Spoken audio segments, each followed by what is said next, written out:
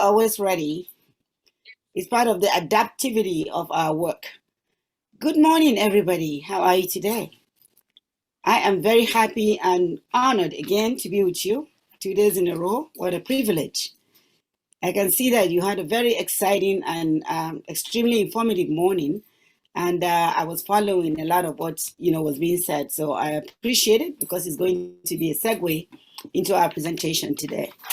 Yesterday, we heard a lot about, I would say, um, the inequalities that help a leader, and also we talked about, or we try to identify the problem.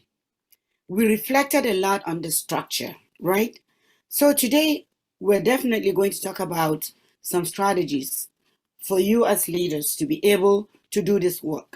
It's not easy. When I watched the video, from India, with the lady who withdrew her child from school to be more impactful, I kept on saying to myself, it's an amazing thing, but then putting it in the Nigerian context, how possible and how wonderful is that? Is this something we can do? Today we'll be talking about those kinds of strategies in case we want to do it. I know that here in the United States, many people do what they call the homeschooling, but then there is the bigger piece of socialization that is missing, because students, we humans are social butterflies, as they say, and we definitely need one another in order for us to grow and be well-rounded. You cannot be a leader if you're isolated. You understand? So those are just some of my thoughts thinking about today. We'll look at structure in terms of strategies that a leader needs to know and to use in order to turn a successful school around. We talked about data, and I like the comments that some of us were making this morning, that, how do we really use it? People talk about being data-driven. Now we talk about being data-informed. And I know that somebody was making a comment that, we cannot keep up with the youth. We have to go at our own pace. I don't know whether that's where we need to be as older, if you will, educators or citizens of this world. But anyway, in order for me not to really go too much in tangents, I'm going to share my screen and then we'll take it from there. So thank you for listening.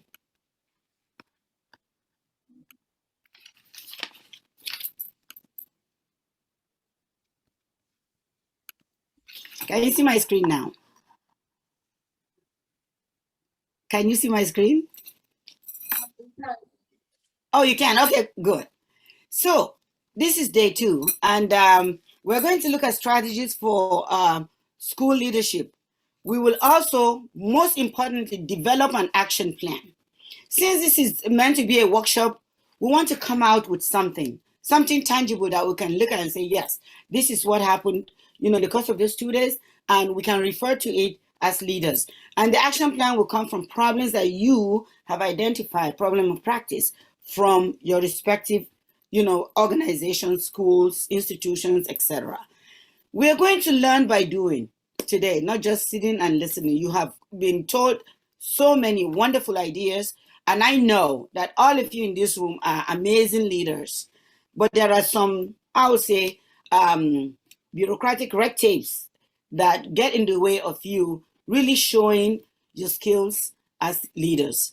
And hopefully, today when we unravel these things, you would feel a lot better, in your bid as a leadership. You do have a voice. Please do not forget that. The students have a voice, the community has a voice, and those in charge, the leaders, also have a voice. How do we put all these voices together to make it work? Strategies for school leaders. We talk a lot about strategies. What are they? Strategies are different from tactics. When we talk about strategic leadership, it's different from tactical leadership. Strategy has some kind of thought and reflection attached to it, whereas tactics has some underhandedness. When we say, oh, this is very tactful, yeah, it is great, it is ephemeral, it doesn't last. But strategies are things that will take you, much longer. And there are things that are well thought out with ethics, incorporated in it. I know that yesterday, the lady in the brown, beautiful hat talked about lessons that she learned from her family. And she talked about integrity. That is what strategy has when you talk about leadership. We'll be planning, before taking action. Well, yesterday we talked a lot about, what we need and the qualities of a leader, if you recall. And then we will be using that to plan. You cannot start anything without planning. First of all, you do a needs assessment. What are the needs? Why are we doing this? And then you start planning when you know what the needs are. And then you implement, right?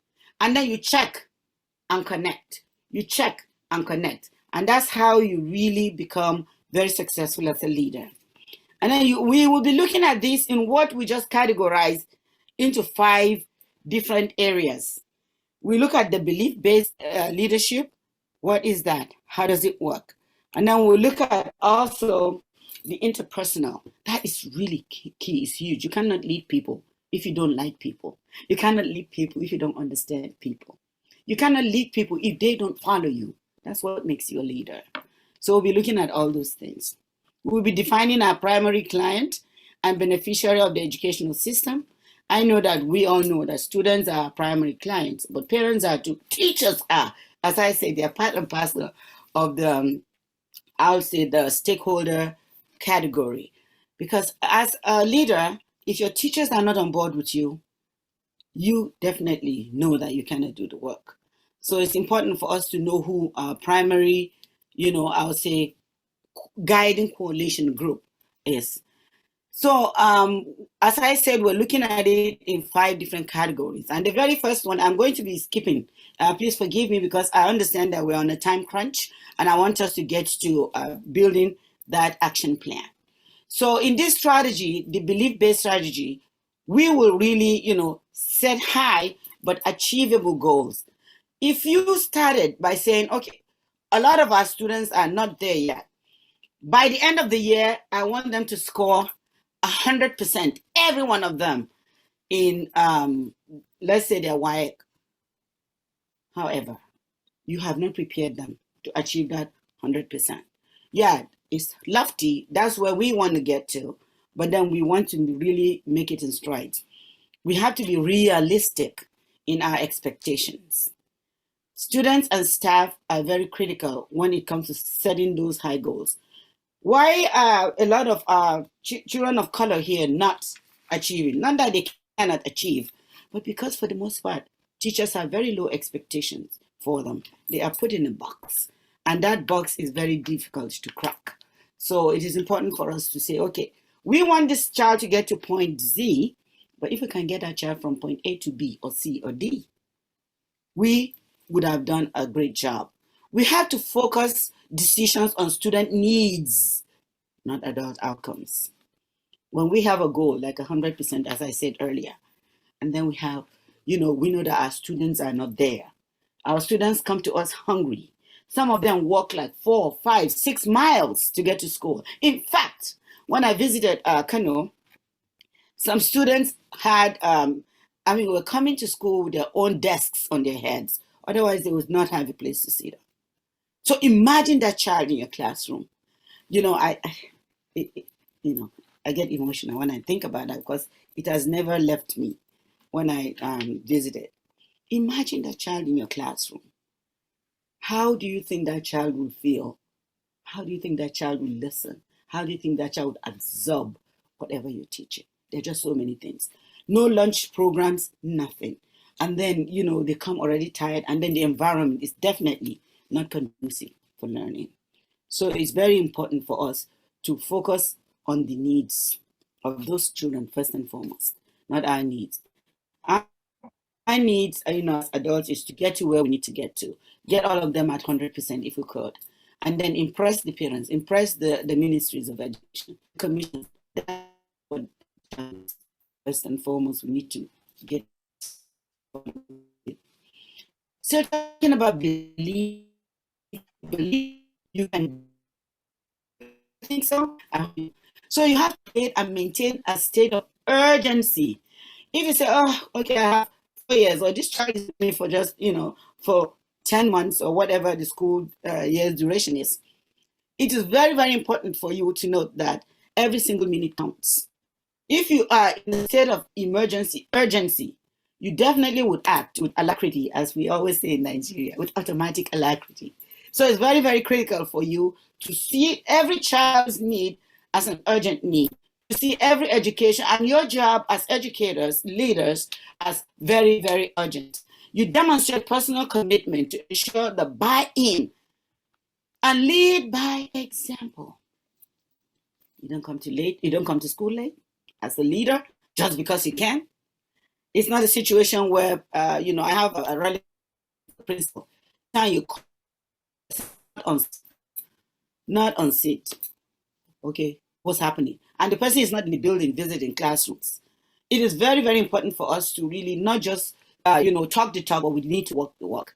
And if we believe in what we are, bound to achieve, we definitely will do that. Others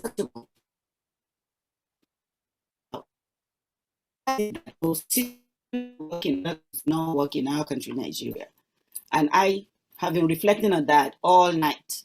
And each time, I hear what, like when I was listening this morning, I kept on saying, wow, if only we did this, if only we did this, if only we did that. Yes. Accountability is a very big piece. And that's one thing I know that is kind of lacking. Here we are held accountable. That's why it's so difficult for people to get to the principalship. It is extremely difficult. You have to go through, it's like going through, fire and thunder. And then once you have that position, you definitely, are under a microscope every time. The students are watching, the community is watching, politicians are watching, the district is watching, the superintendent, the board of education, who are elected officials, are watching you. And we do have what they call the administrative code of ethics, and we are licensed professionals. I mean, I'm talking about public school now. Your license can be revoked at any time. You will be held to fire if you do not do what you are expected to do. You don't listen to your stakeholders, and you do not follow the rules that are set for you. There is somebody always watching. Is there somebody always watching us back home in Nigeria? And those people watching us, are they themselves doing the right thing? It's important to think about that. Interpersonal leadership, that's another category of leadership. This is huge. Again, you have to be present. You have to be transparent. You have to let your stakeholders know what you're doing. Somebody was talking yesterday about budget. When we get the budget, as school administrators, we prepare it, we look at it, we look at the things that we need with the student in mind, right? And we present to our staff first, because there might be cuts. So you do not, because you could be sued if somebody hears about somebody's, professional, I would say, future or professional status before they do. And then when we present to the staff, we seek input. They might give you advice. Okay, we want to split classroom, meaning third, fourth grade together. And here we have what they call class size limitation, because the union, teachers union here is very, very powerful. And what happens was that if we go past the number for kindergarten, first grade, second grade, for example, they can't be more than 25 in the classroom. And then 28 for 3 through 5, and then 33, and 36 in senior high school. Middle school is 33. And if you want to exceed that, because they believe that if you have that focused number of students, you can do a whole lot more with them. Nigeria has the money for us to be able to do that. Anyway, I don't want to get into the political realm of things. So you have to really be transparent. When we present our budget, we do it to teachers, we do it to the community, and then we go to the board and then make sure that whatever we do at the end is really bought by all the people that we're going to serve or will be impacted by that budget. So it's an open book, and you are held very much, accountable for every single penny that you spend. We do have guidelines too that we follow. So it's very, very important. Transparency, especially with funding, is very critical. So principals and other leaders, please be very, very aware of that. And the way that you create your budget with the people's input is very important. And that's how you start building your credibility as a leader. You create a culture of trust and appreciation for people who work with you. You know, I don't know. I have seen a lot of award ceremonies. It's always awarding people at the top. Do you award your teachers? Do you award your students? Or do you really that give them positive feedback? I visited your class today. Oh my gosh, I like what I saw. Oh, that student was really, doing so much, responding to your questions. What are those kinds of things that make this student so motivated and others not? These are the kinds of discussions that you can. And then, like I send a weekly memo. And when I can't do weekly, I call it periodic memo. And I start always by making sure that I recognize you have to have your eyes everywhere. I know that students thought that I had eyes in at the back of my head until they grew up and then discovered that it was not. It's just having that insight, oversight, hindsight. You have to have all the sights. And then, as a leader, you will know what is going on in your building or in your establishment, because you will know if Mrs. Lagwaja, for example, is really going above and beyond. You will know if Mr. Lagwaja is coming late every day to work. You would know if the students in so-and-so's class, are not performing to their fullest potential. And you have what they call some very, I would say, personal, interpersonal discussion with that person. Not openly. Adults do need respect. No matter what happens to your teachers, you do not berate them in front of other adults or students or even parents. If you did, as a leader, imagine what kids will do to that particular teacher. They won't listen, they won't learn. So it's very important. I know that parents here in the United States have the habit of yelling at teachers, yelling at administrators and everybody, going to the board and cussing out. Those things are very counterproductive.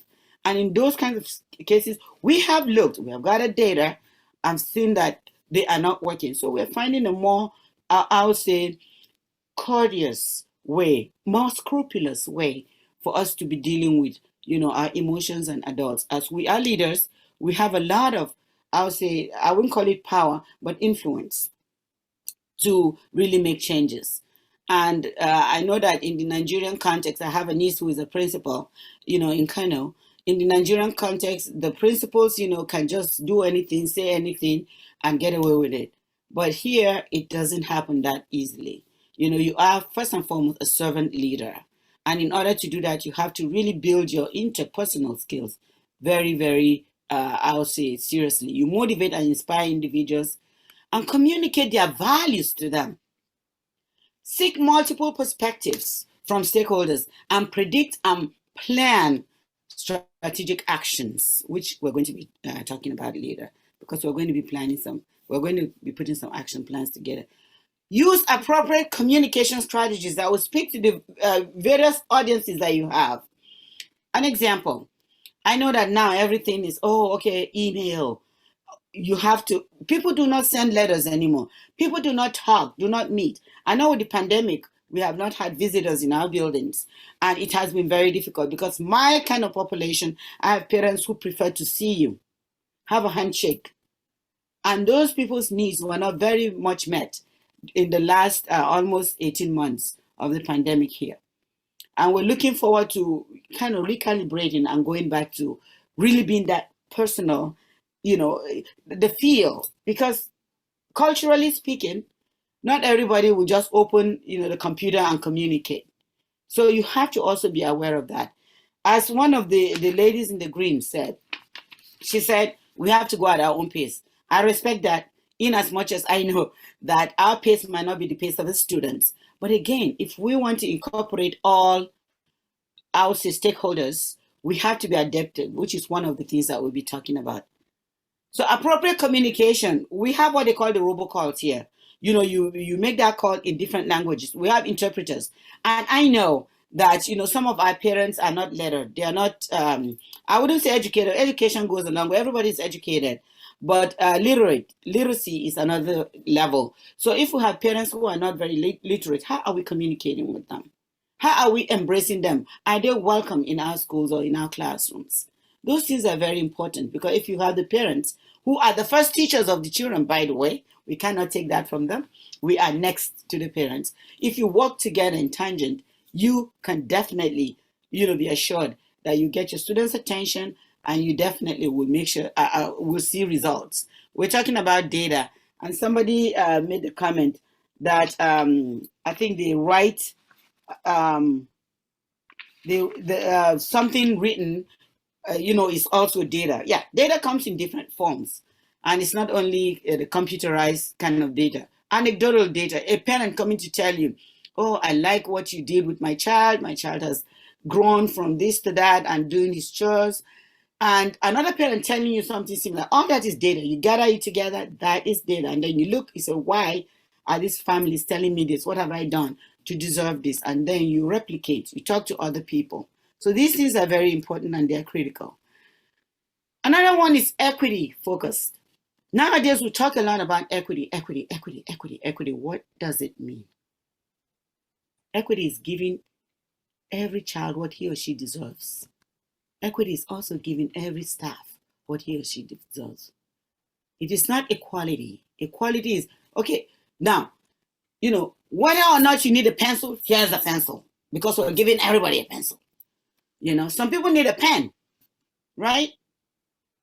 Or whether or not, you deserve it, we're going to blanketly, furnish your classrooms the same. A kindergartner on a 6-foot tall table, and a middle schooler on a 3-foot tall table. That's what we have. No, you have to do it according to needs. And that's how you get very successful as a leader. You have to really think about equity. You have to think about, what makes every single person, staff, students, community members, succeed. It is expensive, I won't lie. That's why in our district of 34,000 students, our budget is over, it's almost $1 billion. With the pandemic, we got what they call the American Recovery Funds, which are, of course, substantive, like $358 million to educate 34,000 students. And yet the money is not enough. Why is that? Because we believe in giving everybody what he or she deserves. It's very important. And when I look at the budget for the Nigerian education, it's less than 26%, I think. And I wonder, in a country so rich with oil and other natural resources, where did we go wrong? We demonstrate a commitment to reflect on how our personal biases and privilege affect our action. If you do not live it, well, people say if you do not live it, you cannot feel it. But ladies and gentlemen, sometimes we do forget where we come from. That's one thing I have really tried to focus on, where I come from. I never forgot home. I left home when I was 16, by the way, to go to the University of Ife, now Obafemi Awolowo University. First Jambite, as they said, that was when they could allow people who are less than 17 years old get into the university. I speak my language as if I continuously grew up there. I kept and that's what gave me the respect. Even if you get to a level where you think that you have arrived, do not forget those who are under you. They say on your way up, the people that you meet are the same people you meet on your way down. Inshallah, you wouldn't get down, but it is important for you to be empathetic. When you think equity, think about what everybody needs, not what you need. Because you might not need anything. You have it all, right? And I'm talking to my private school colleagues as well. Because I have friends who are in private school, like the American school in Lagos. Actually, one of the former leaders is a relative of my husband's. And we talk, because my life is education. That's my passion. And if I see an educator, my eyes light up. I want to learn, and I hope they learn one or two things from me.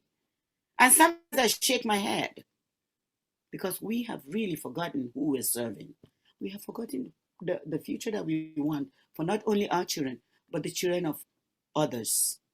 So it's important for us to really examine our biases, examine our privileges in order for us to have an equity lens. Very critical. We have to initiate direct conversations about equity and bias to build a school organization that has a collective consciousness. We have to seek out, it's our responsibility to engage diverse perspectives and build that effective organization. And seeking out means you have to be an advocate, ladies and gentlemen. Sometimes our leaders at the top do not make the right decision because they are not in the trenches, as I talked about yesterday. We are the ones who see the suffering. We are the ones who meet the parents, who know what's going on, whether a child has eaten the night before or not. And you know that breakfast is very critical. It helps to, nurture and nourish your mind.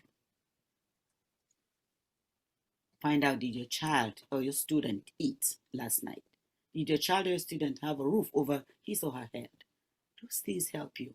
And then you advocate. You go out and seek help. Talk to the people who are the decision makers. When you come together as a force, you cannot go wrong. Right? You consistently address dynamics of power within the organization. It's very important. I know people talk about the principals union here that, is so weak. No, it's not.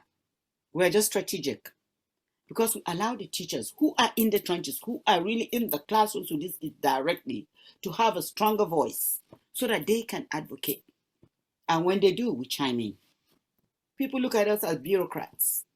They look at us sometimes as overpaid educators. But all the things that we have to go through to make sure that we keep that building together with all this equity that is going on around us. We have what they call the culturally responsive pedagogy. Even in Nigeria, we do have different cultures. People, were talking to me the other day, say, "Oh, are you from Nigeria?" Yeah, I know some Emeka from Nigeria. You guys don't seem to talk the same way. You don't.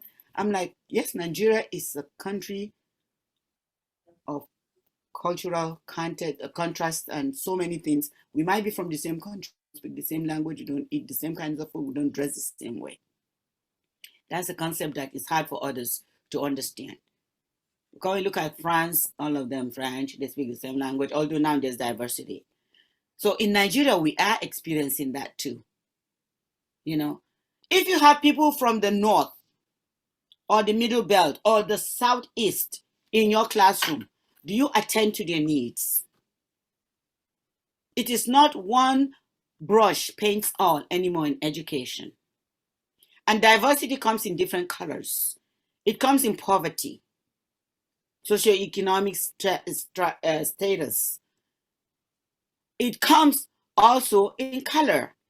I was watching a lot of movies and I was shocked that all the major actors, and this is Kannywood, Kano, once in a while I watch those movies because they're shorter than the regular Nigerian movies that will take you like 4 hours, time that I don't have. So once in a while I relax just to know what is going on. And almost all the actresses are light-skinned. I'm like, where are the dark-skinned ones? So we are really losing it, ladies and gentlemen. We have to think equity. We have to look at every single child, every single staff member as an individual that needs some special attention and help. We have to engage diverse perspective. We have to address the dynamics of power. A lot of people tell me that, I want to do it, but I just can't. Why? They won't let me. Who are they? We are they. Okay? So you have a strong voice. You hold a key, as I said yesterday, to successful schooling and implementation. Another big thing that you can do is to be an adaptive leader.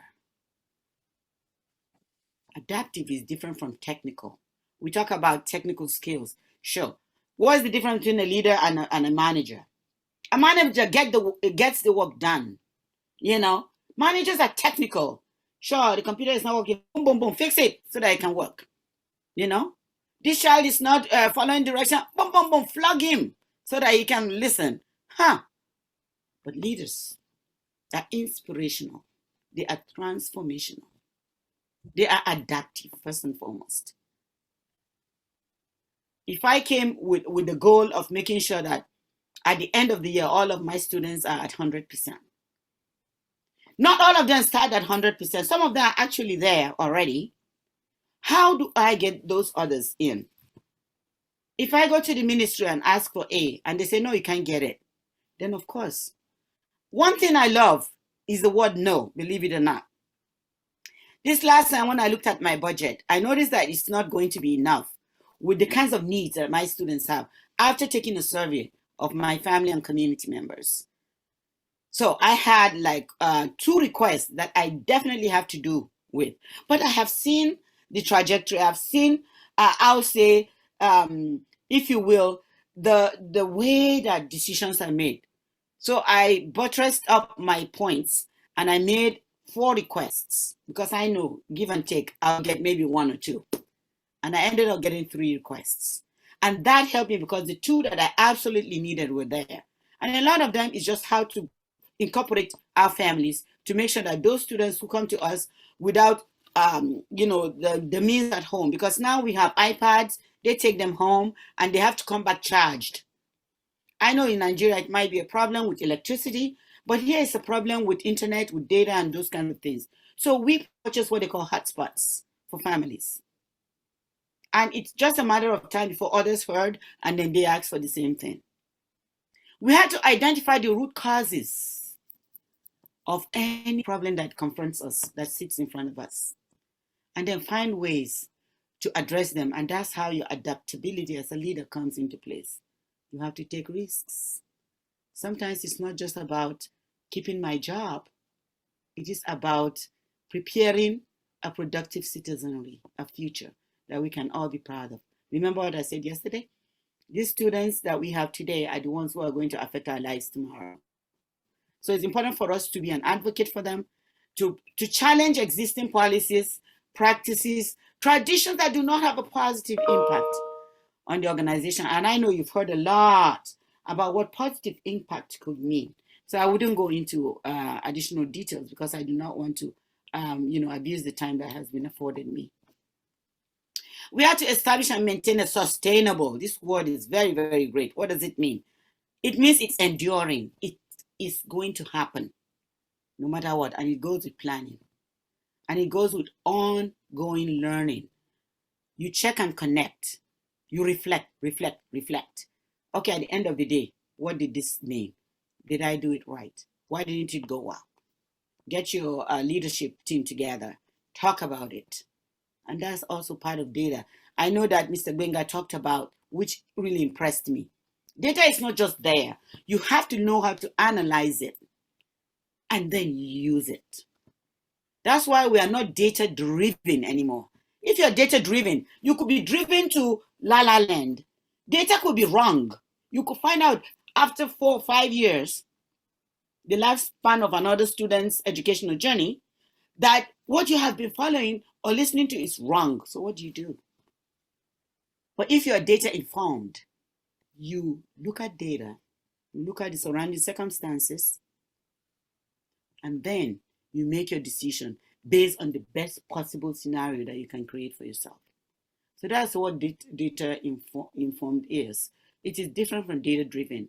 I know we say data driven all the time, but that is no longer valid. As you know, this educational world is ever evolving, is dynamic. So like the good lady said earlier, technology, we can't keep up. As we're getting to train, we thought that we're there, we're comfortable, boom, something else happens, is obsolete, right? So is data. That's why we can't just let it drive us. We have to let it inform us or be informed by it. We have to be courageous followers. And followers mean, you have to follow, I'll say, policies and procedures. I know that we have policies, we have procedures in place as educators. The districts or, the ministries of education have guidelines for us to follow. Yes, we will follow them. Otherwise, we will be insubordinate and we might lose it. But it's very important for us to be courageous, to challenge it, respectfully, if we could, at any given point. We have to know that, we are humble in everything that we do. Humility, integrity, ethics, those things are great qualities that any leader that wants to be adaptive is. So please, ladies and gentlemen, let us remember to be humble. I mean, the other day I was in a cafeteria and this lady, had one hand in a cast, and she was wiping the table. That's our cafeteria, one of the assistants. And she had about 12 tables left. I mean, when we say table, they're like benches. They are like 12 feet, apart. And then they needed to wax the floor and everything. So I just asked her, do you have another washcloth? It meant so much. She was talking about it and people were telling her, what did I do? Just being humble. She couldn't believe that I was wiping tables. Does that remove me as a principal? That does reduce my respect? No, it added. So you can go to a classroom, a teacher is struggling. Instead of yelling at that teacher, just, ask how you can support, how you can help. So those things are very important. And if you are not a humble leader, you cannot be adaptive. It has been proven that humility comes with adaptability as well. All this cannot happen if you are not resilient as a leader. Resilient leadership, I put it as the fifth one because it envelopes everything. If you crumble in the face of adversity, you have failed your institution. As a leader, remember, you are a cheerleader, you are an advocate, you're a mom, you're a dad, a teacher, a supporter, a servant, first and foremost. So you develop and demonstrate personal resolve and maintain core confidence and belief in your organization's mission and vision. And I hope that when you're crafting your mission and vision, you are also seeking input from multiple perspectives. I've had the privilege to start a school that's very, very successful here. And when we were crafting our mission, we were even looking for a name. It was not something that I wanted, but we ended up with it. It was bought by so many, and we made it work, and it worked. There's so many things that I did not see. And then as somebody who started a new school with all the adversities around, looking at French immersion school, what does that mean in this context? You have to be resilient every time. Sometimes you have to challenge the status quo. When they wanted to turn it to a mini private school in a public setting, I had to fight. That no, this is for everybody. And every child is welcome and deserves to be here to get this additional way of learning that is totally different from the regular. Before that school, the French immersion schools are all private. You have to pay heavily to get there. So St. Paul Public School revolutionized public education with the choices that they have. And that did not happen because leaders were compliant to a fault. They were resilient. We saw a vision, we fought for it, and we got people to support us. So it's very important for us to do that with the mission and vision in sight, of course, in place. We have to continuously reflect. Remember, we started yesterday by reflecting on our performance. We have to seek feedback and actively pursue opportunities for continuous learning. Like the lady who took over from me when I left French immersion after 12 years there. The school was going down. My first year gone, they lost 2 classrooms. Let's say about 45, 50 students. And because, of course, it's a lot of sweat and blood. So I needed to really be kept abreast of what's happening. And then I talked to her, I said, you need to go into the community and recruit and go and talk to community members, go to coffee shops, people with kids, go to apartment buildings. And that person said, when I signed my contract, recruitment was not one of them. Not to say too much, that person ended up not being, of course, renewed or tenured or whatever it is. And then the next person after that person asked, what can I do? You have to use, you have to seek input, humility again. And that was another way that we were able to sustain, and the school is still running.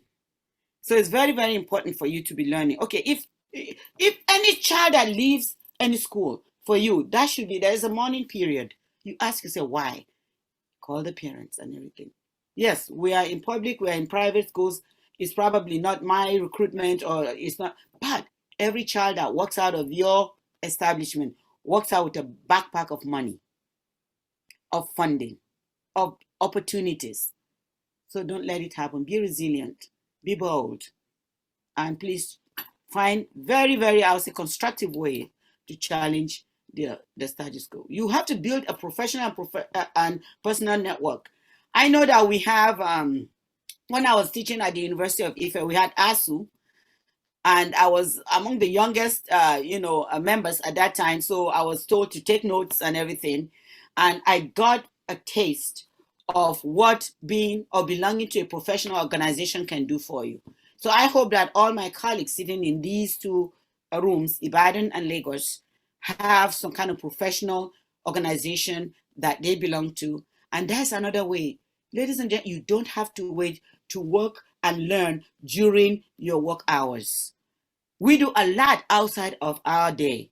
Actually, for us, we have what they call the non-defined day. As school administrators, we do not have a defined work time. We are not a 9 to 5 or a 7 to 3, professionals.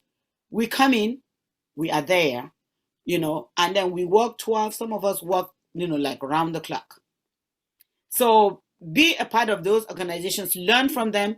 And I believe now with the internet the way it is, you can also belong to some international organizations to expand your horizons. It's very important. You need to take initiative and remain solution focused and goal oriented.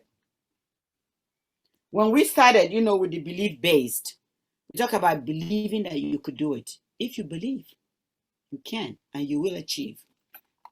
Very important. So I don't know how much time we have, but we have some scenarios for us to really reflect on and work on. And hopefully, just like we did yesterday, we will look at those scenarios. I think I said 5, but I think there are 6 of them, the ones that I sent.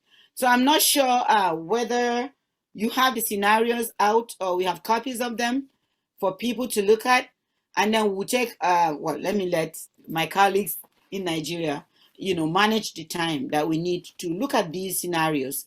And if maybe not everybody can share, we will have a couple from Ibadan and a couple from Lagos and share so that we would think about situations that might arise while we are in these different positions.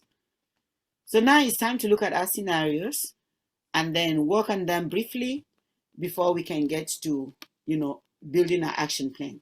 And why this is important is because when you are faced with a dilemma, your brain really, to me, I think, charges up. You can do things that you don't even know that you're capable of doing. And in this, our world as educators, we are constantly faced with dilemmas. We're constantly faced with ambiguous choices to make. So if we have situations like this that prepare us in case they happen, then that will prepare us better as leaders. Remember, we have to be adaptive. We definitely have to use a lot of things. There are some that have, actually the scenarios have that's why I said 5 at first. It has, all these facets of leadership, the belief-based, the interpersonal, the equity, and then, the adaptive and resilience, all of those things put in those scenarios. So it is up to us to look at them and figure out what we need to do should we ever be faced with such situations. Thank you. I'm going over to them. Can you please click the link of yours so that the online participants can see them as well? Oh, okay. You want me to put the link? Oh, yeah, that's true. So let me get the link then. And I'll put it in the chat. A copy, and I believe Beno has as well. So we have about 15 minutes for the scenarios, showing us the action projects for the next. Okay, yeah, the action project would take more time. So we want to make sure that we have that. do we want them to read it on their phone and then we take a few two responses from here? Maybe we do scenario 1 and 2 from here, scenario 3 and 4 from Bado, and then online people. I know what you're saying is good because I can't hear it. Oh. Coming here, right? I said that can we take two responses from Lagos, scenario 1 and 2, then scenario 3 and 4 from Ibadan, then 5 and 6 from online. Online Wonderful. participants, I don't know if you can click the link or you can share the screen for them. The link is not clickable for them. So you can just share. You can share your screen of the scenarios for the online participants, if that's fine. Okay.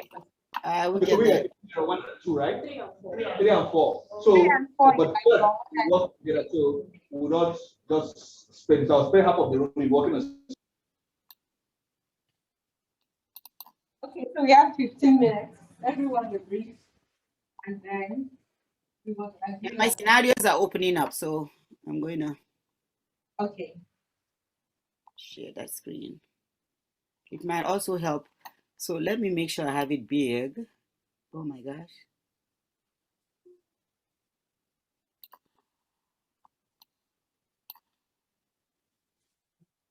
So I'll just scroll up to 3 and actually we have. So did you do only 5 or did you do all 6? I didn't hold 6. Online participants would respond to the last 2 for us. Okay, so let me scroll to the last 2 then, and then I'll just share my screen. Okay. So that they have it. Can they see it? Yes, we can see your screen, but online, please confirm in the chat that you can see. Oh, okay. That's a good idea.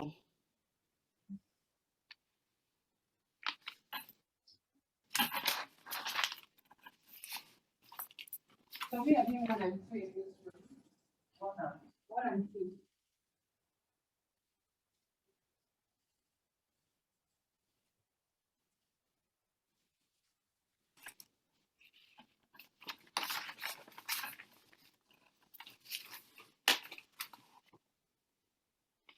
By the way, I'm really impressed with the technological maneuvering of this particular, workshop.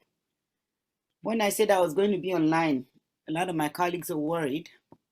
I mean, my colleagues from Africa. They're like, oh, what about light? What about this? I said, don't worry. We have some very able, administrators and reciprocal fellows that will make sure it happens. Apart from the voice quality from Lagos, I think it's been pretty impressive.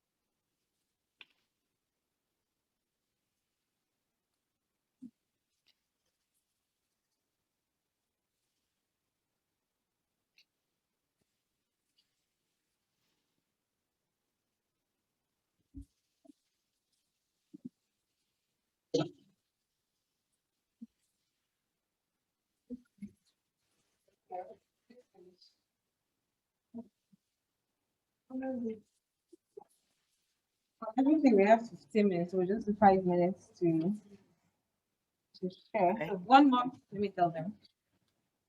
1 more minute to finish reading and deciding on your responses. Yeah. So we have, How many minutes do we have? we have 1 minute left. 1 minute. No, give us 2 more minutes. You didn't tell us you started. Now give us 2 minutes. You know we started. We need more minutes, please. Because we need to finish sharing by 12:30. So that we can take all 6 scenarios. I know we have. I think you said we divided two scenario each one, each places. So are we taking? All Yes, right, you know 3 and 4. So we're working on 3 and 4. Yeah, but you need Working to on 1. Okay.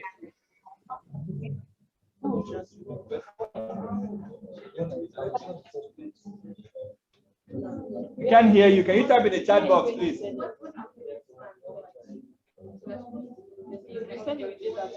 Mute us. You can mute us. You can mute us. You can mute.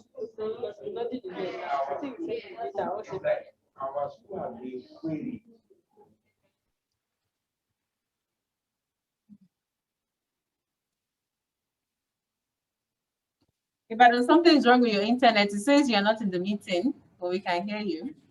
Wow. I can't send you chats. I don't know why. I'll put it to everyone. We are here. We say, please, Lagos, please type the instruction in the chat box. Anytime you want to say, well, we can hardly hear you.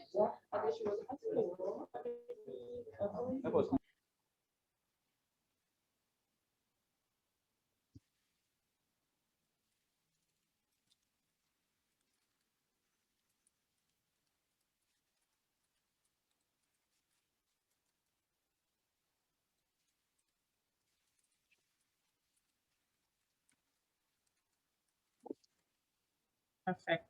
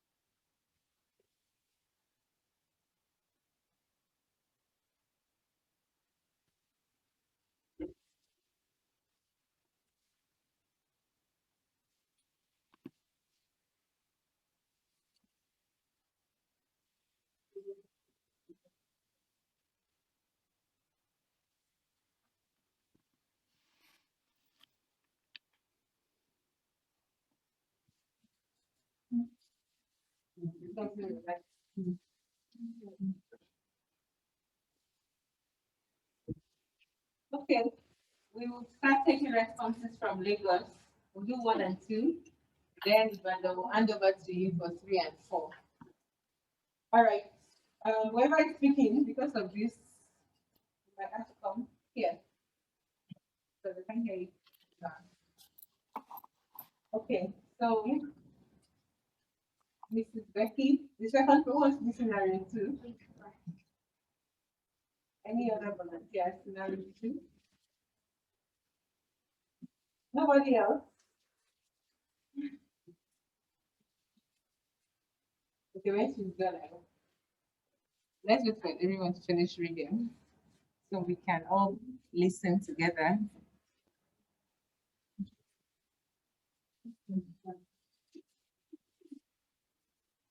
So I'll read the scenario house for those that in Ibadan, Lagos, sorry, Ibadan Online.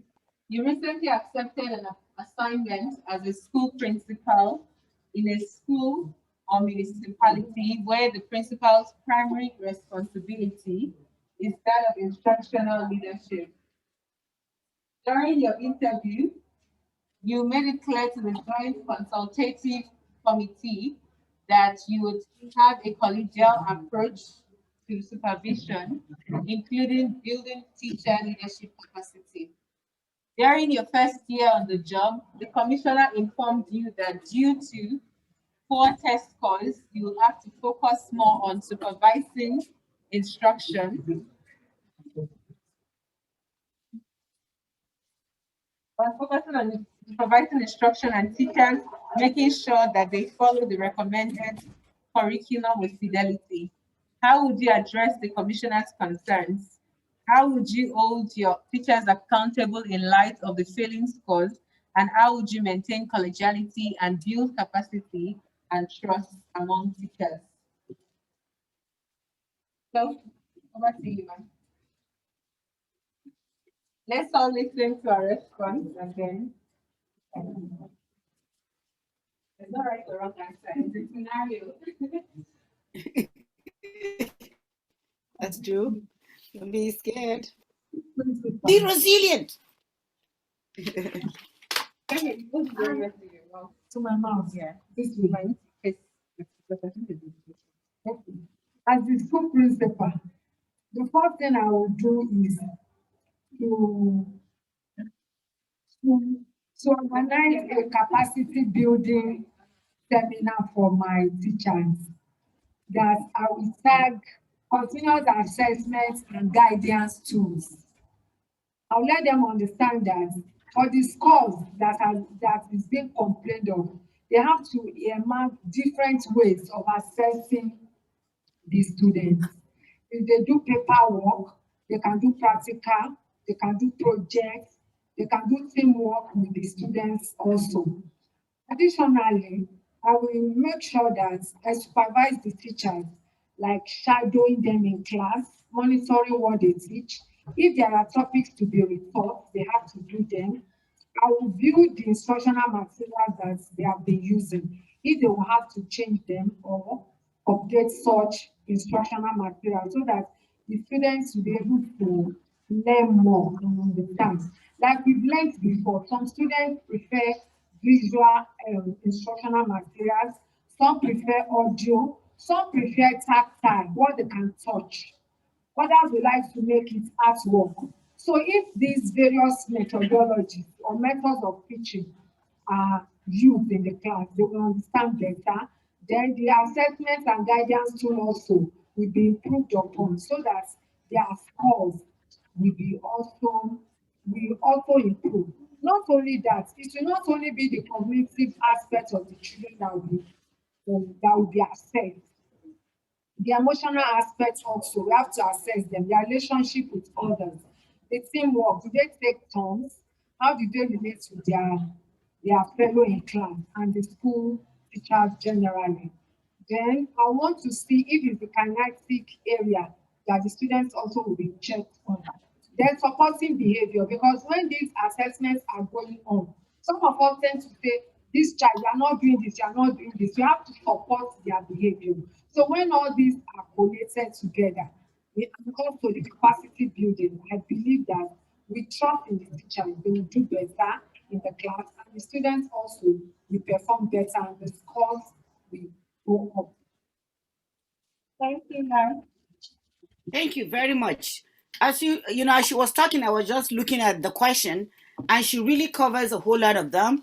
Remember, she's going to give the teachers flexibility for them to go beyond just the paper and pencil, and allow students to definitely do projects, do other things that would respond to their learning style. She talked about being visual, auditory, kinesthetic, etc. All those learning modalities were taken into consideration. And again, the most important thing is that she did not dictate to the teachers, in as much as she has that, I'll say, problem of the JCC hanging on her shoulder or her neck, if you will. She really, talked about the methodology that will get to where JCC wants the school to be. Thank you very much. That's really nice. It's well done. Scenario 2. Would like to tackle it? Yes, sir. Ready? Scenario 2. Do you mind coming forward, sir? Because of the mic.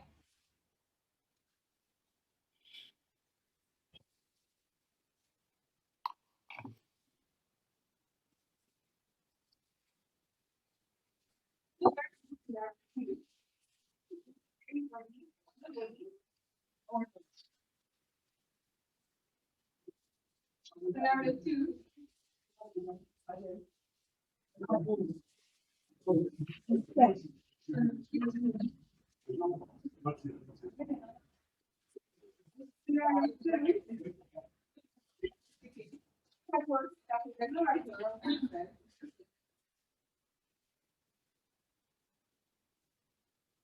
Okay, I think we should go to that and then. Scenario 3. Complex.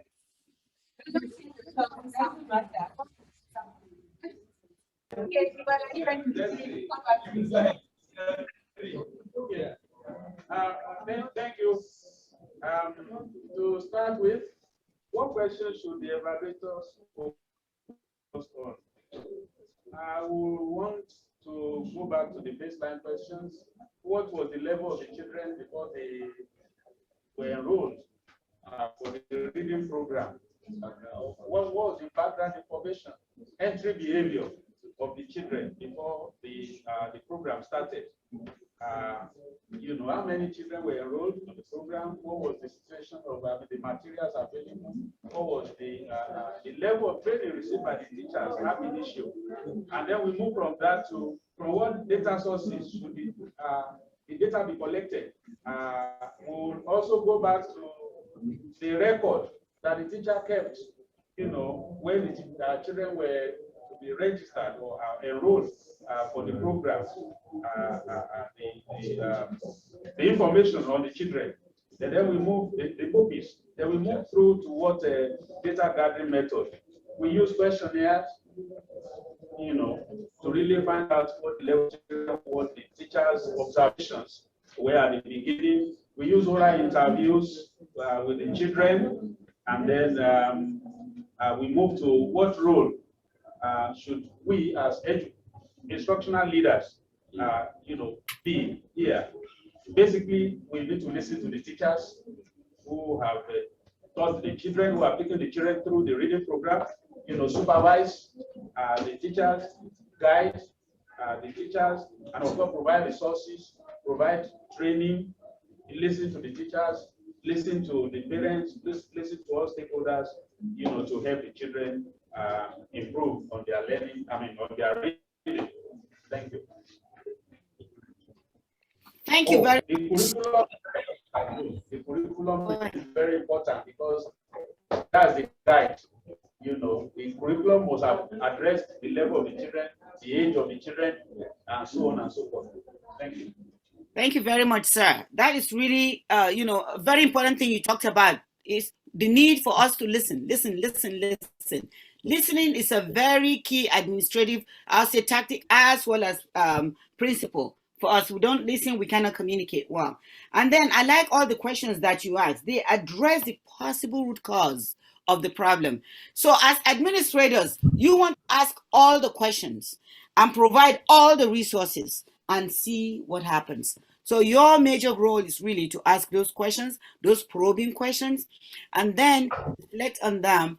And of course, from questions and answers, you would know what resources to provide in order for your school and your teachers to thrive, students to learn and improve, you know, achievement.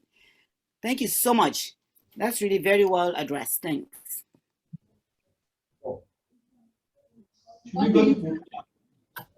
Yes, please. Okay, so let's take 4. Okay. Are you group 4? Yes. Well, okay, yeah, speak that. Yeah. Okay. Our own scenario is scenario 4, and if this happens, we tend to find out what the problems are like, and that the content design, is it meant for the group, so that we know if the information reaching them will be better understood Then too, it will also, the problem, we will also evaluate the scenario as in form of technical issues. Like audio is one of the problems we are facing here. If really it's one of the issues that will also be evaluated. So in order to review that, we will also dwell on asking them to discuss themselves so that we test the level of their understanding before other information will be passed to the group as well. Then, beside that, DIY level of the group understanding of subject matter to be tested prior to the lecture being delivered to the group. And these are the things we will do to improve the favorable evaluation that's in the scenario. Thank you. Thank you very much. You did talk about something that is very critical. You talk about looking at the possible, possibilities of why that low rating. And you talk about the technical problems. Is it technical? Is it adaptive? So whenever you are proposing something new, you have to really, again, go back to the root cause, see what happened, look at all the evaluations, the things that people who were the audience have talked about, and then categorize it. Here are the technical problems, which could be easily fixed. The adaptive problems, maybe fixed with training, with additional, coaching, mentoring. I hope we have all these things, in place for leaders. Because sometimes, when you're a leader, you get the certificate and everything, you actually learn on the job. There are just so many things that they don't teach you at school. And if you, are asked to be in a situation to, modify something that was not well delivered, you have to look at all facets, of the problem and why the evaluation came back so low. Thank you so much, scenario 4. Really appreciate it. Scenario 5, please. Online, anyone would like to take scenario 5? Any of the online people?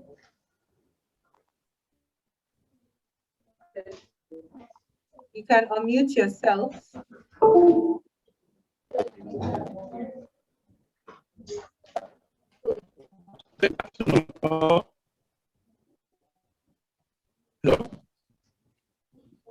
Hello, good afternoon.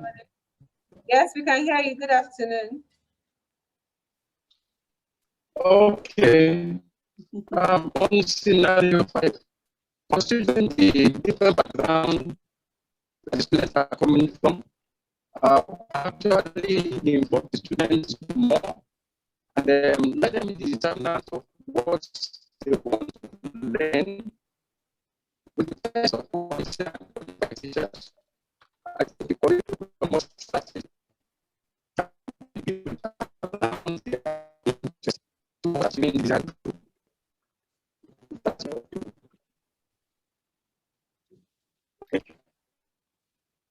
Please, could somebody help me? I didn't, well, I heard some rambling, but I could not make out what Mr. Oladipupo was talking about. So can somebody help, please? We didn't hear as well. I think it's right. Can you type it in the chat? If you put it in the chat, that would be nice if you could, and then we'll move on to scenario 6. Yeah.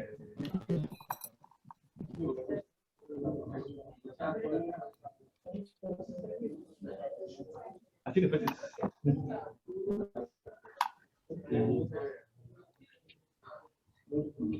I've never even looked at them, sir. Who's speaking? Somebody's sharing.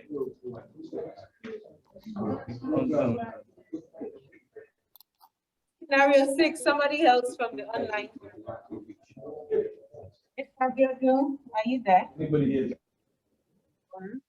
We didn't do 6. Scenario 6, anyone wants to tackle it? I think the online is really working well for us today.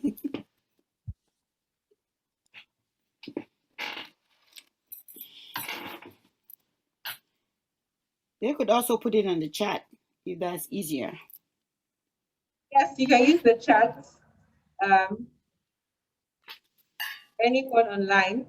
Is scenario 2 ready now? Anybody want to take it? Nobody?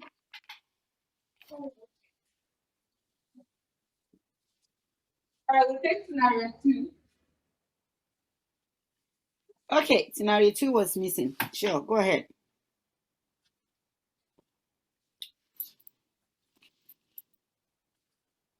Oh, I can't hear anything. Is somebody?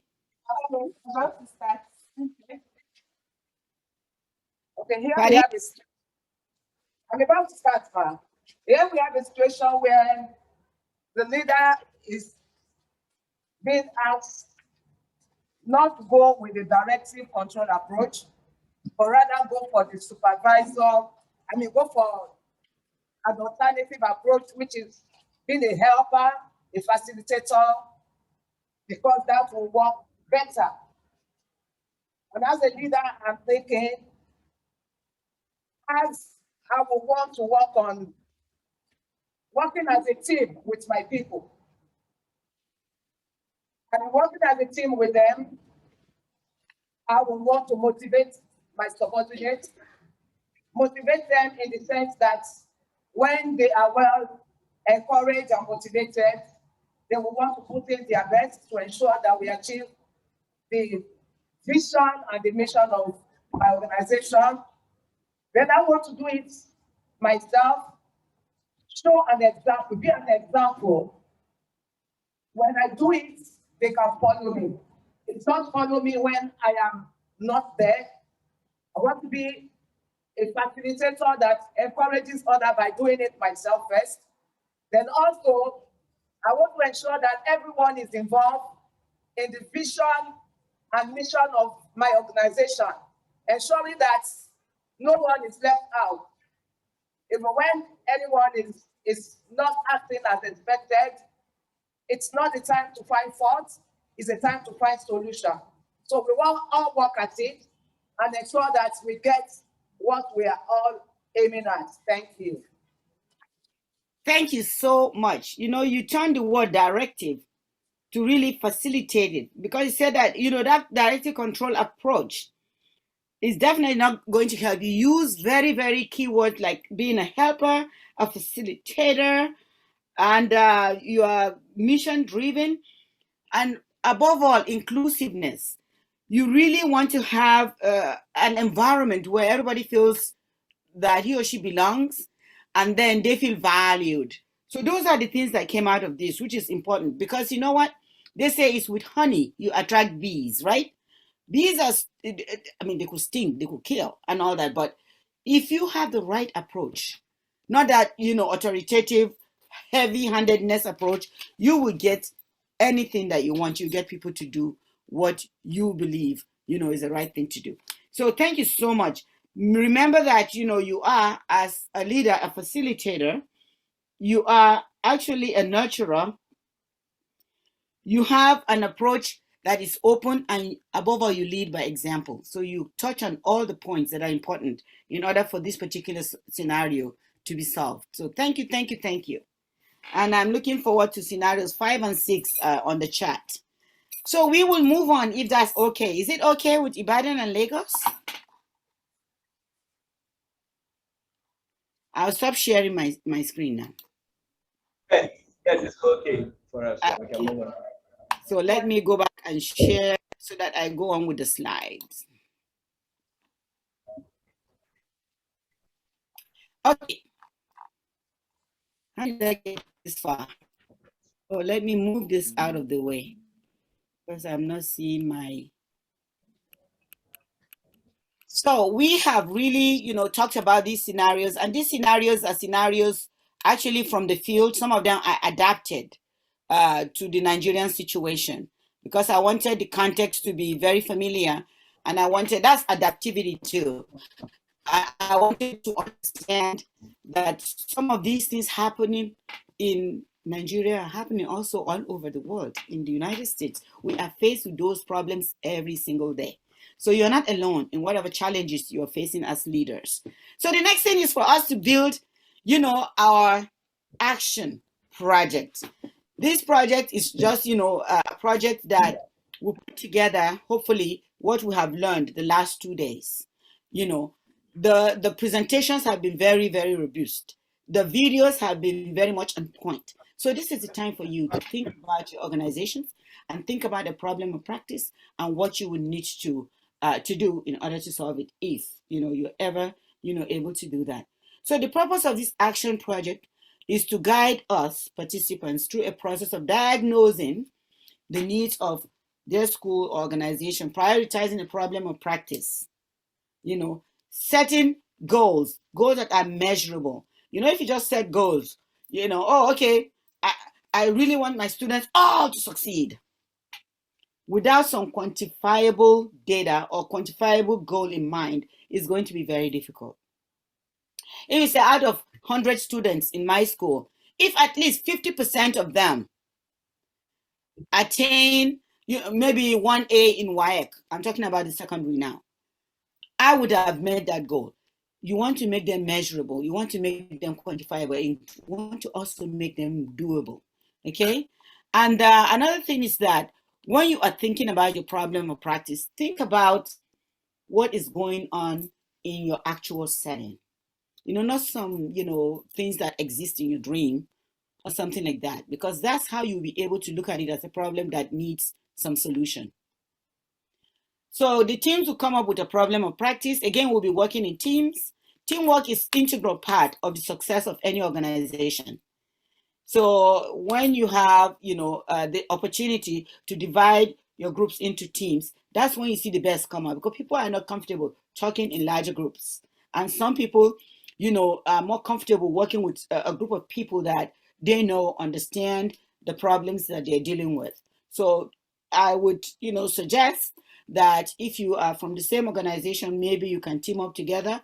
Or yesterday was different. Remember, yesterday we wanted the heterogeneous groups so that you can talk and expand your horizons and your knowledge base when it comes to, thinking about your thinking, metacognition.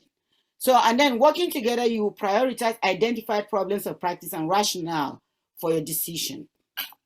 I know that, I don't know whether they have, we have a sample, and the sample is skeletal. So with that format in mind, you're going to fill in the blanks with the problems that you have identified.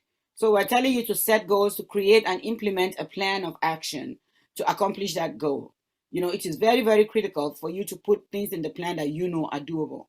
The leadership moves that you implement, as you identify and progress towards your goals, will play a critical role in your work on this project and beyond. So now we're calling you to action. It is very important for us to do that. So I really want you to please get into your groups now and start working on that. I don't know whether we have the scenario. Sorry, not the scenario. We have the plan. Or do you want me to put it out? Do we have copies of? So you can give them online. For the online, you can give them, but in the form here we have. So we are working according to schools here. So we have given them the sample. Okay, I have example. Okay, do I need to flash? Do I need to show the online? I need to? Please, for the online, you can share. Yes, okay, I'll go ahead and share it. I will share it on screen. I'm not going to send, the link because it might not be able to access it. Okay, do that. Yeah. And please decide the amount of time. I know that we are almost at 10 minutes to. I have to think. I have to think. No, 10 minutes to 1 o'clock. So you would manage the time again for us, just so that we do it right.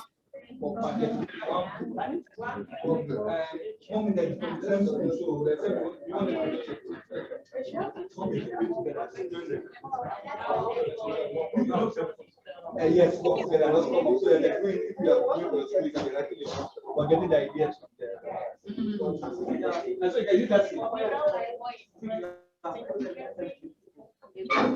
So join them. Join them. I think then we can get it. No. Another day we can bring an extra.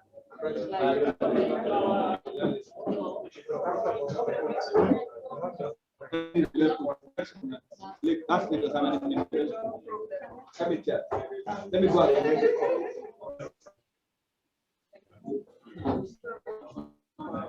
Yeah.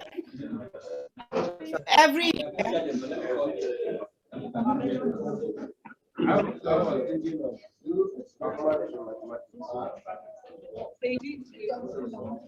can our online colleagues see my screen?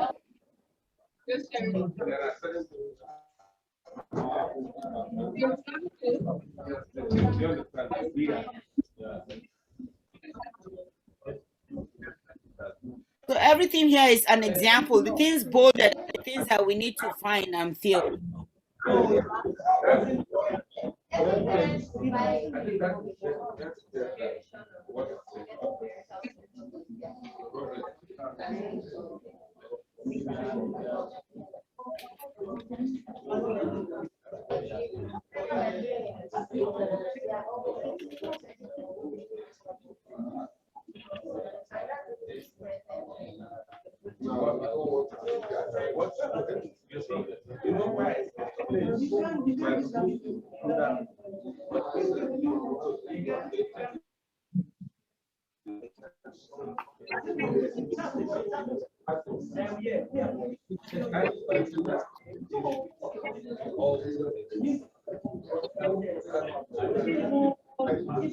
You want to focus.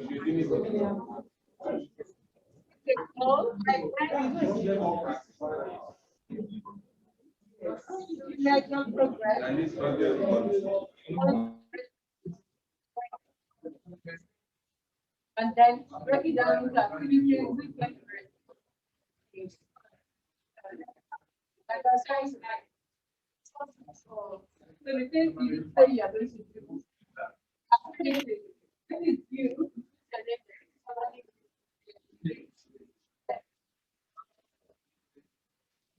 And then the data you are going to have.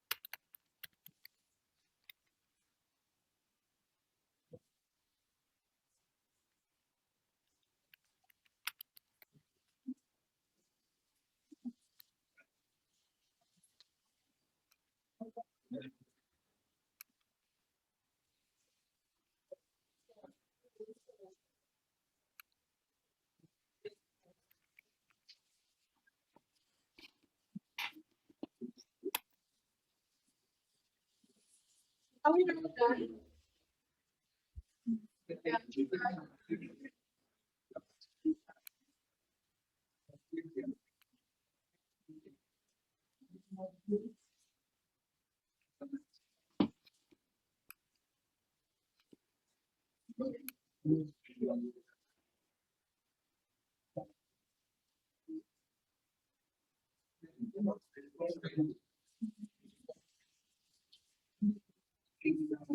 We have about 2 or 3 more minutes to finish. Please, we'll go around because we don't want to collect it from you. We want you to actually go and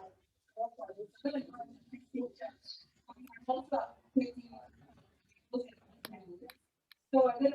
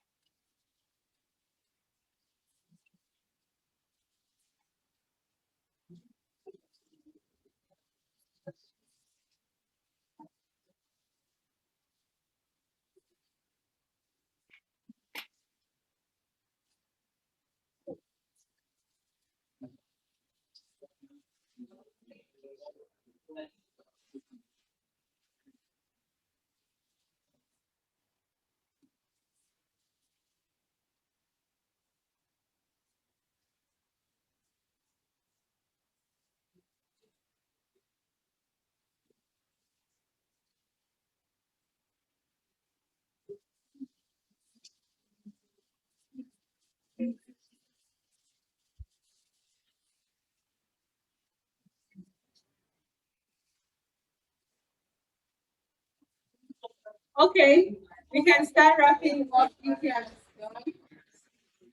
So we can take some 1 or 2 shares then.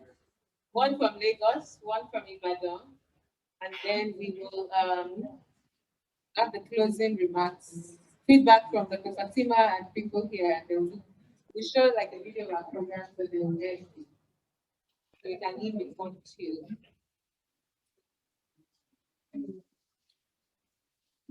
Is everybody ready?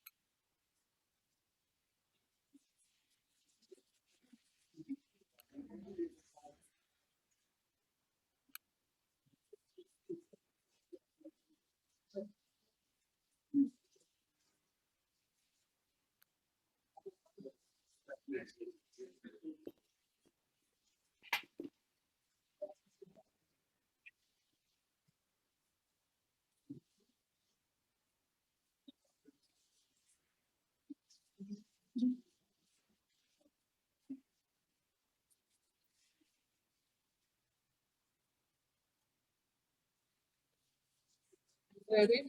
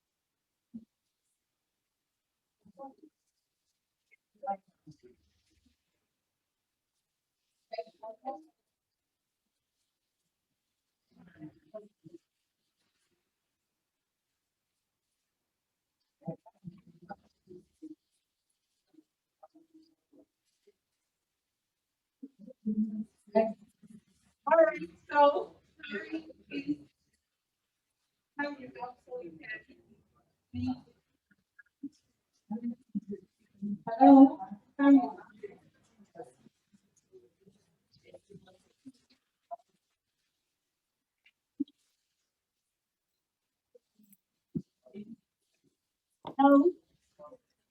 So we have one share from Lagos, one share from Ibadan. Can start with Ibadan. And then we want to get the combined shares. Keep it very brief. Thank you. Ibadan, over to you. Can we all give them our attention as well?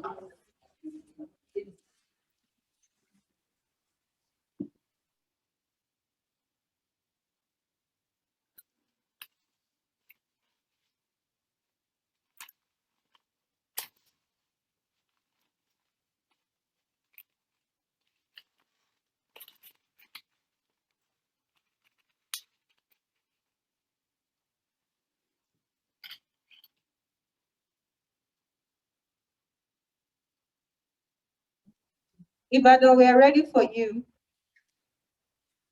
Are you there? Please, one representative to share an action plan. Ibadan? Yes. Thank you very much. The problem that my organization has been facing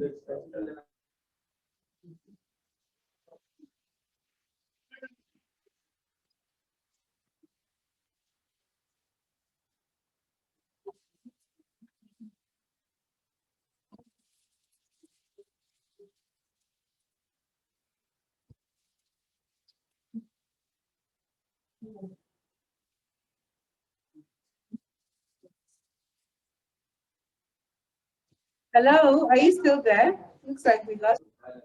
in order to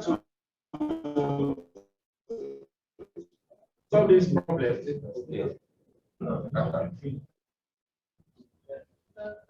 To solve this problem, we have had to strategize and then think of ways out. And our target, new target, is that by the end of each term, we want to have at least 95% of the fees collected. That is to say that if we are going to have defaulters at all, then it should reduce to just about 5%. That is our target. Then what approaches have we deployed to solve the problem of collection of school fees over time? We have allowed parents to make payments twice. We've also instructed parents to make their payments before resumption, before students resume. Then we have also allowed parents to make installmental payment, paying twice, make the first payment before the midterm, and then make the remaining payments after the mid-term. We've also gone ahead to ensure that those who were going, but were allowed to write exams, will not have their results. So we will keep the results until such parents are paid. And those strategies help us use the debtors from 30% to 25%. So we were able to achieve only about 5% success after deploying all those strategies.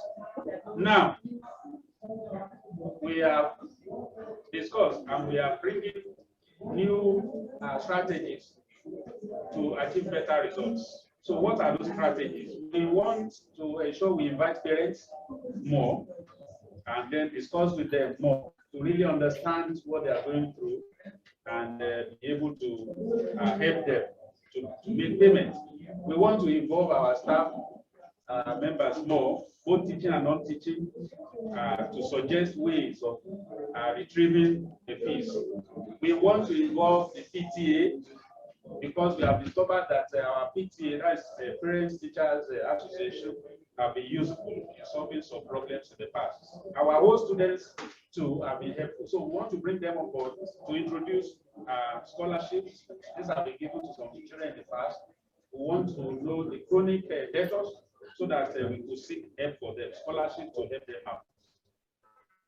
Then the persons we want to hold accountable, we want to hold the principals, the bursars, the heads of department, the class teachers, involved in school fees collection more than ever.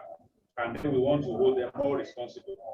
Our timeline is the next term that will start September 2021. And then by November 2021, we want to look back and check how effective our strategies have been. Our benchmark, we want to check the percentage of debtors by November 2021 to see whether the new methods have been more effective. Then what data are we going to use? We will rely on quantitative data, the percentage. We want to look at the percentage of debtors by November to be able to really assess how far we've been able to move. Thank you. God bless you. Amazing. I didn't hear a lot. I didn't hear the problem, as articulated, but I did hear a whole lot. So I can tell you that the problem is probably fees collection, right?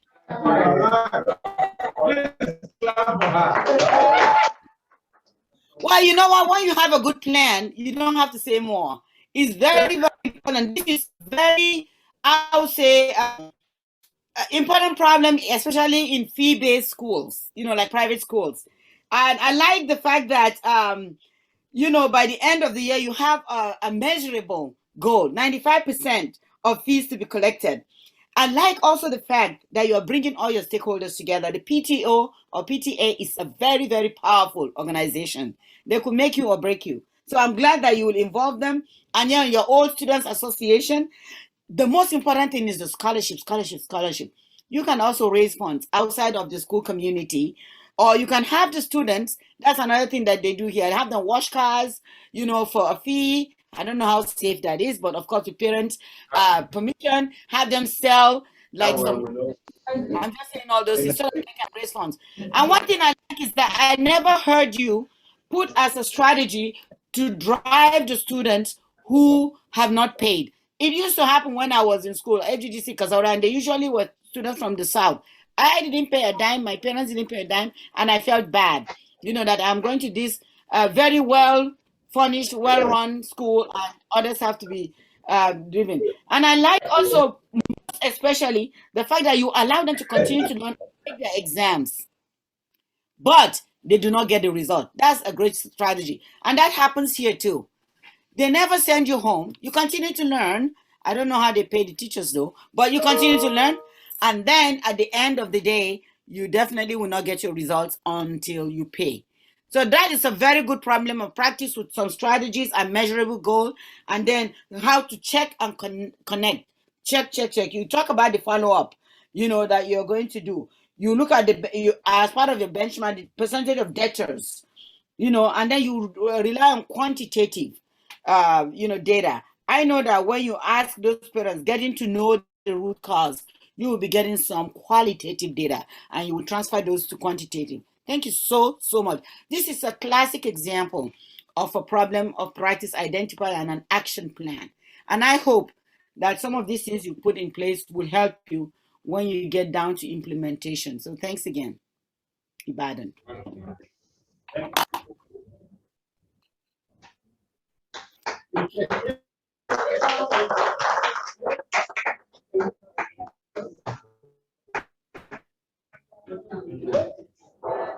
It's Lagos. I hope it's Lagos too.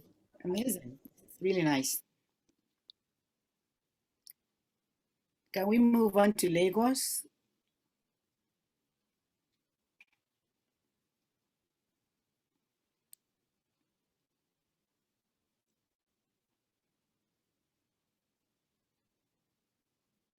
I think they're muted.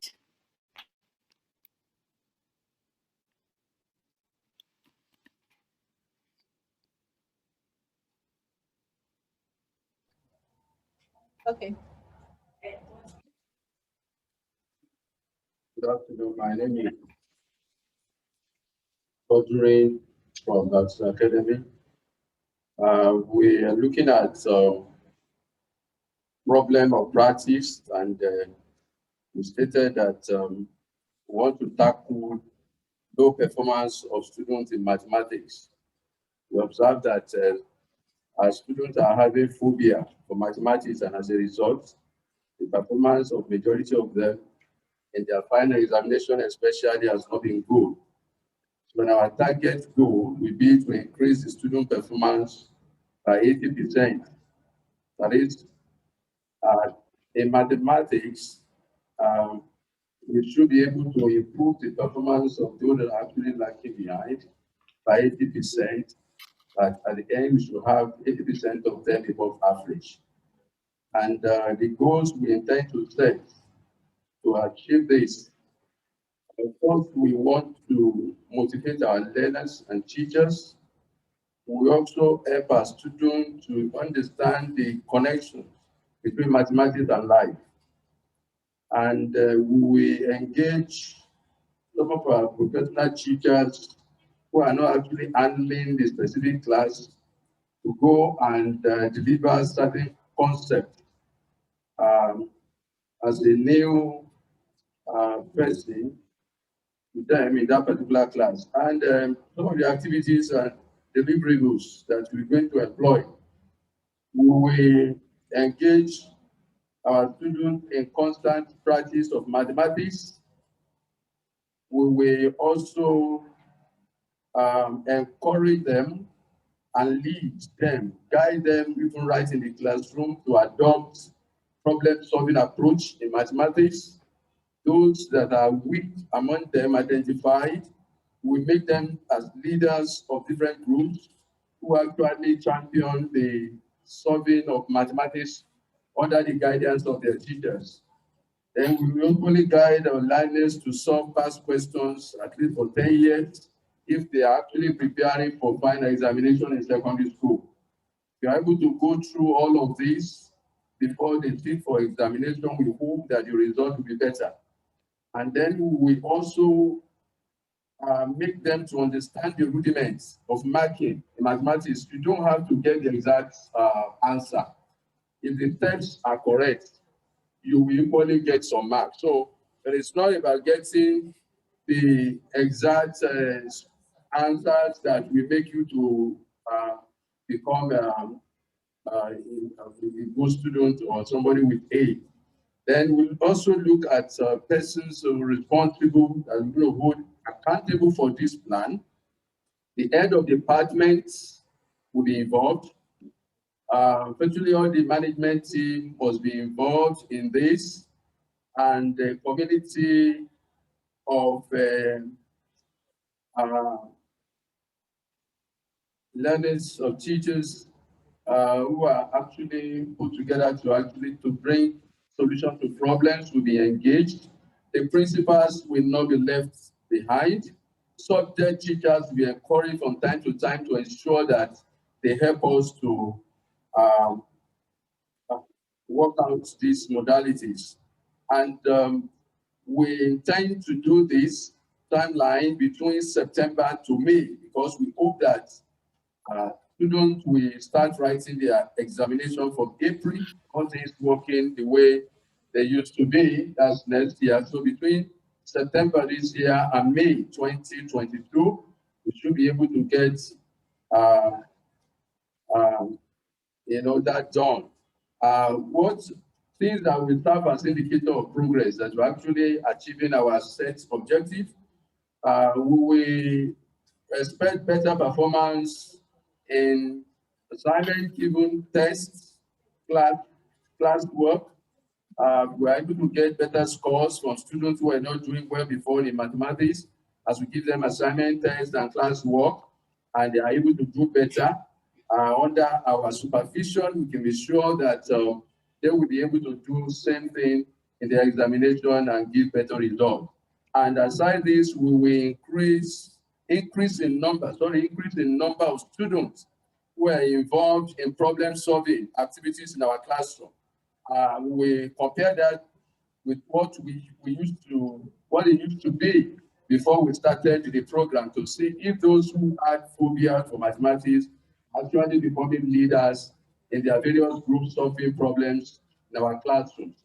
So these are some of the things we intend to put together. And we obtain our data from different sources, from test scores, from assignments, from projects given to them. But essentially, we rely on scores that were obtained under our direct supervision, because sometimes students can be very poorly.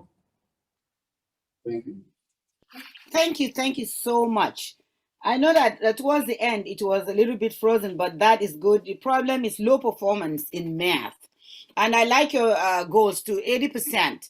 Just like the previous group, they aimed high at 95%. You want to aim high. And then at the end, you did say that your indicator of progress will be the increase in number of students passing math. You know what? We have this culture. It's not just in Nigeria, where it's okay not to do well in math.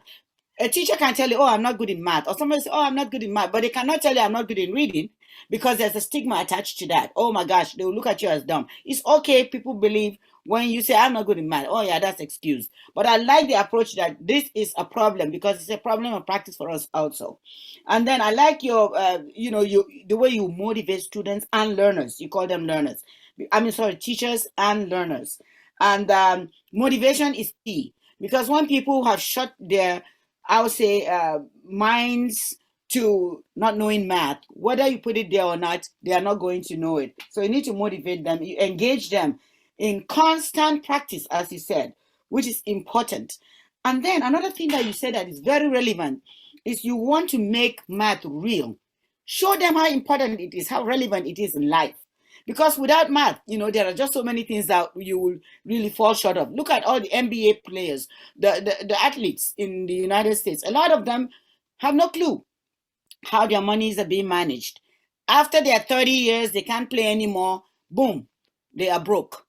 A lot of them take their lives, and others are just way down there. And I'm glad that some of them are coming back into the teaching profession, because students listen and students look at them as heroes. And then, and only then, do they understand the importance of math. So I appreciate the fact that you are explaining the connection between math and life. This is something, a skill that you have that is enduring. It is very important. And then you were talking about, making team leads. In my adage, I'm not going to say it in Hausa because we don't have time to start translating. In my adage, they say if you really want to tame a dog, you want to give him the bone to watch, right? So that would make him really control himself and know not to eat it because it's in charge. That's the same, I think, thinking and mindset that you have here.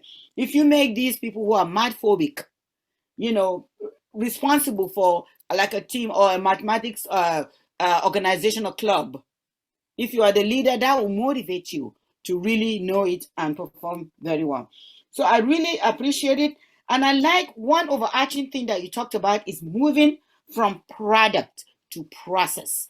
For us, coming up, having been born and raised in Nigeria, I remember where the teacher is always looking at the answer. Is it correct? Is it correct? If it's not, boom, you failed.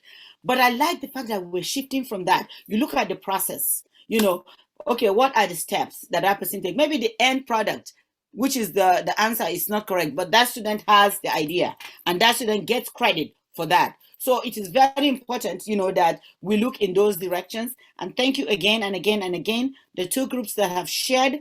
This gives me the indication that we have done a lot of learning these last 2 days. And I wish that I would have the opportunity to hear from other groups that have developed their action plans. But I know at some point in time, we probably will get it and look at them. So I appreciate that. And just to make it snappy, quick, I'm going to share my screen and just share my final thoughts. And that's what we call the food for thought. It is very important for us to know that continuous learning and understanding the new generation of learners will ensure a solid foundation for us as leaders, as educators. And then the other thing is that let us think about our practice. Let's think about our school. Let's think about the implication on the future of our country, because that depends on the quality of education and preparation for the 2030 and beyond. And remember, primarily, public education is the key to any country's success, because only less than 2% of our students attend private institutions. So it is our responsibility collectively, and I wish you the very, very best. And I really want to thank you, every one of you. I want to thank my colleagues, Mr. Gwenga, Ms. Busola, and all the educators who have taken these 2 days to learn, to engage in an in-depth reflection on the practice for the good of the country.